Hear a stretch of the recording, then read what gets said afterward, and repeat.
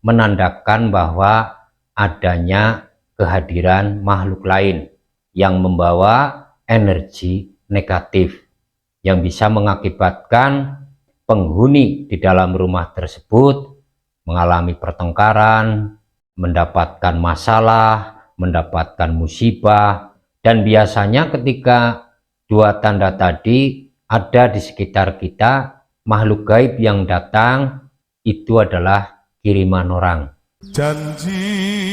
Janji kuele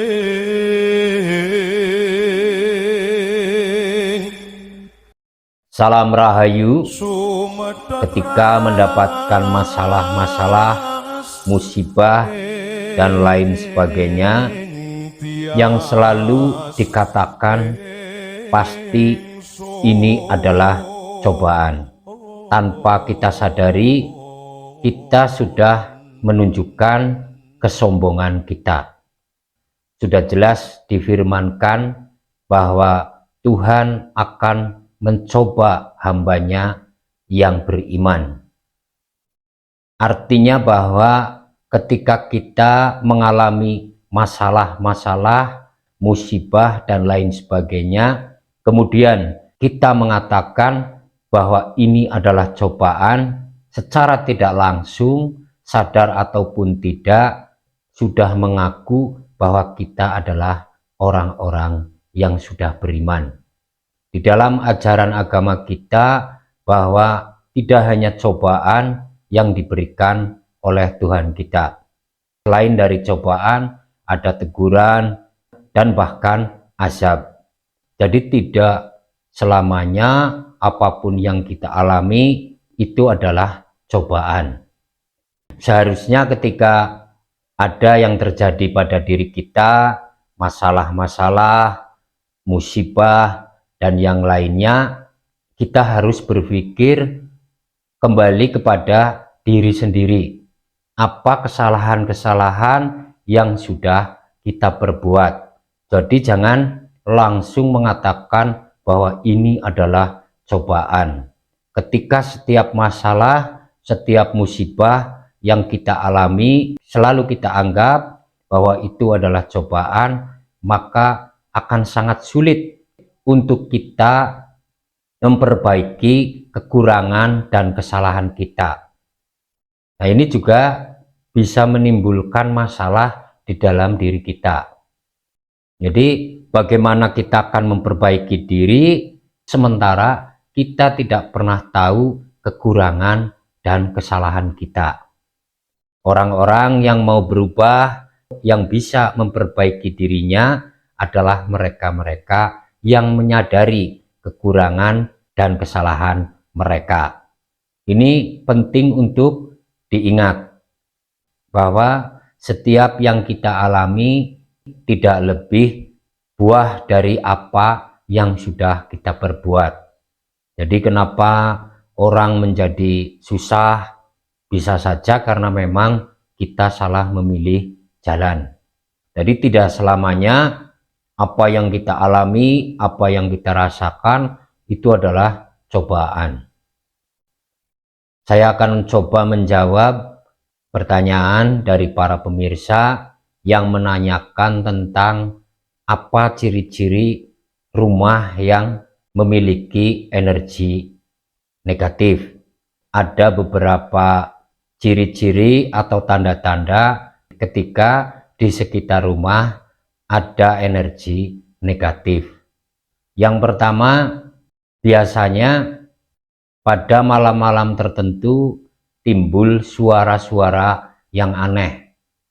Suara ini bisa seperti ledakan kecil maupun seperti ada yang melempar sesuatu di atas rumah kita. Dan ketika kita lihat keluar, tidak ada apapun yang bisa kita temukan.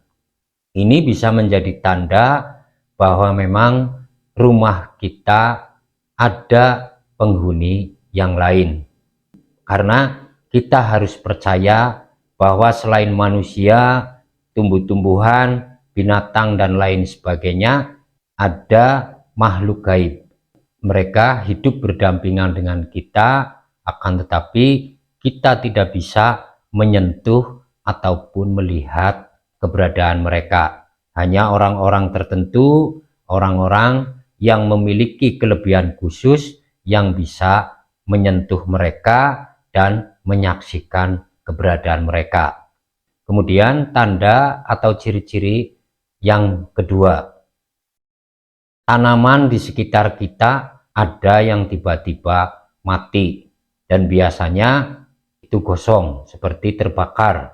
Salah satu pohon di sekitar rumah kita mati.